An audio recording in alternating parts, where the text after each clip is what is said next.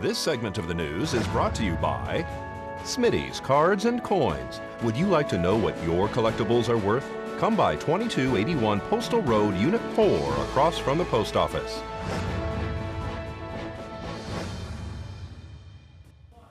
In this week's court report, the Pahrump man arrested for allegedly shooting a man on the 4th of July after also allegedly physically assaulting the mother of his child had his case bound over to district court.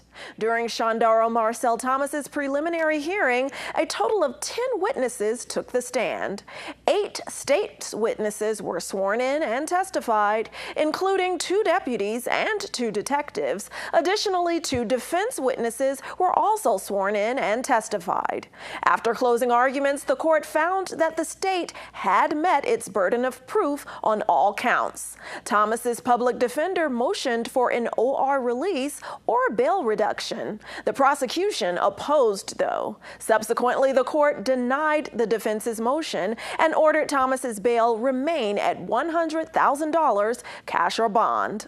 Then the court ordered the defendant bound over to appear in district court on October 20th. Thomas was later remanded back to the custody of the Nye County Detention Center. Thomas's bail also remains at $3,000 cash or bond connected to his separate domestic battery companion case charge related to this incident. During his status hearing for that case, the court briefed the record indicating Thomas's related felony matter, in which he's currently facing a total of 6 charges, including attempted murder and 3 counts of assault with a deadly weapon, has been bound over, so Thomas's attorney requested this companion case matter be set for status in justice court. The court complied and set a status hearing for February 28, 2018. The suspect arrested following reports of a violent shooting in the 8400 block of Old Spanish Trail has invoked his right to a speedy hearing, so he'll be in court again this Thursday.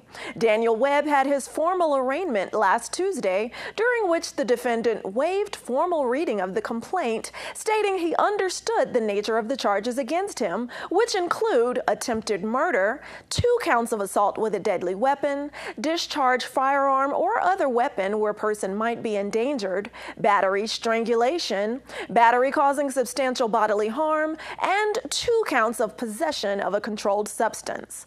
The court set a pretrial hearing for September 7th and a preliminary hearing for September 14th. Then the defendant was remanded back to the custody of the Nye County Detention Center. The following day, a sealed envelope was received via hand delivery, which contained medical records from Desert View Hospital, which is where all 3 subjects in the incident, including the suspect, were transported. Those records were put into an evidence room, and as of today, an amended criminal complaint from the Nye County District Attorney's Office has been received and filed. The body of count 1 has been amended to add the defendant allegedly choked 1 victim. Webb also has a companion case related to this incident, in which he's facing 3 additional charges, including domestic battery, possession of a firearm when under the influence of alcohol, controlled substance, or other intoxicating substance, and injury to other party less than $250. The defendant has a pretrial hearing for that case this Thursday and a bench trial for that case October 5th. Webb remains in custody, $73,640 cash or bond. This has been your court report. I'm Eunette Gentry for News 46. Thanks so much, Eunette. Well, Apple is releasing some new products. Angela Miles reports. Topping our news, traders are setting up for that big release of new Apple gadgets. The new iPhone 8 and new watch are expected to be unveiled soon. Already, market intelligence firm IDC is predicting Apple alone will bring in $180 billion from its smartphones during the next few years, plus have a 36% grip on the market. As of now, Apple has about a 15% share of the smartphone market.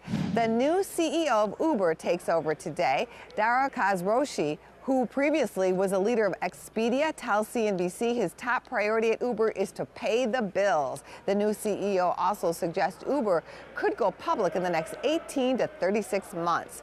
Small business owners are holding steady on hiring. According to payroll processing service ADP, small companies added 49,000 jobs in July. That number is a sign of stability. Recent surveys show owners are being conservative with their hiring plans.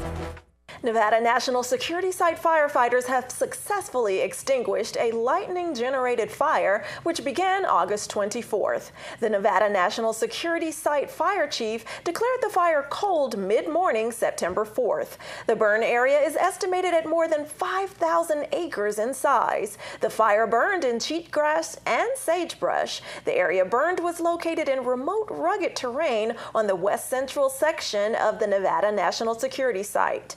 No structures or facilities were in the fire's area, and fortunately, no radiologically contaminated areas were affected.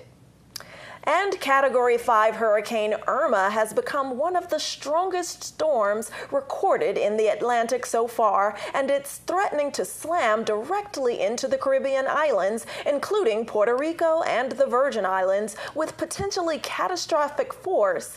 On Wednesday, Florida declared a state of emergency, but officials say it may be too early to tell whether the storm will affect the U.S. mainland. But current forecasters show that it could turn toward Florida as soon as this weekend. Irma was churning west Tuesday afternoon in the Atlantic with maximum sustained winds of whopping 185 miles per hour, which is well above the 157 mile per hour threshold for what's considered a Category 5 hurricane.